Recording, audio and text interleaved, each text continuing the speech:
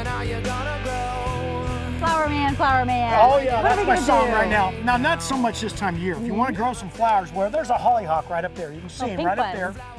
Just our last one, and this is a plant that grows out here quite wild, actually. And you can see all the seeds here, Jamie. You were actually pulling these off. You can take those seeds off. We harvest a lot of seeds out here in the desert Southwest, and we just go ahead and spread them back out throughout our garden. Excellent plant. Take 2 years to bloom.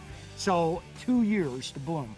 So this is something, and that's the seed pod right there. That's cool Excellent looking. plant. There you Plants go. are so interesting, aren't they? Yeah, they are. And some other ones you might want to try. There's some pentas right here, begonias for some of your shaded areas, and of course, Vincas are always our standby out here in the desert Southwest. Where's that? Right here. Okay. There's the Vincas, pentas, and begonias. Very pretty. And again, Vincas, I want to just give you one little hint. Don't plant them in the same location from year to year. Oh, why is that? Well, because of the fact that they transfer those pathogenic problems from year to year in the soil. So it has a tendency to stay in the soil.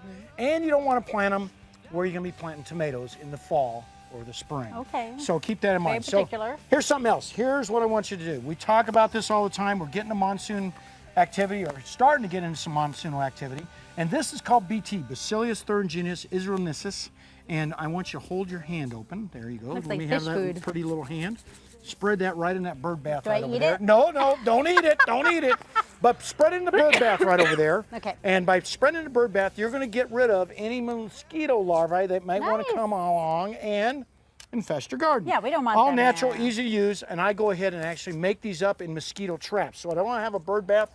Right down here's our bucket, and we put some BT down in that bucket. Okay, Again, that's called good. mosquito dunks, folks, and it is a mosquito trap that we're putting all together. And then right over here, beneficial nematodes. That's something we're putting out right now. A lot of ticks or fleas are out there in the garden. If you got dogs, cats, or even kids for that matter, this is something that will get rid of them naturally throughout the garden. Speaking of dogs, I got an email the other day. How do I get rid of the yellow spots in my grass? Oh, After they pee, of course. Right. A little bit of tomato juice, a half a teaspoon or so every time you feed them, and it goes a long ways towards getting rid of those different types of yellow spots you might have in your lawn from your pets. You know, you there and I am. Passmore look like brothers.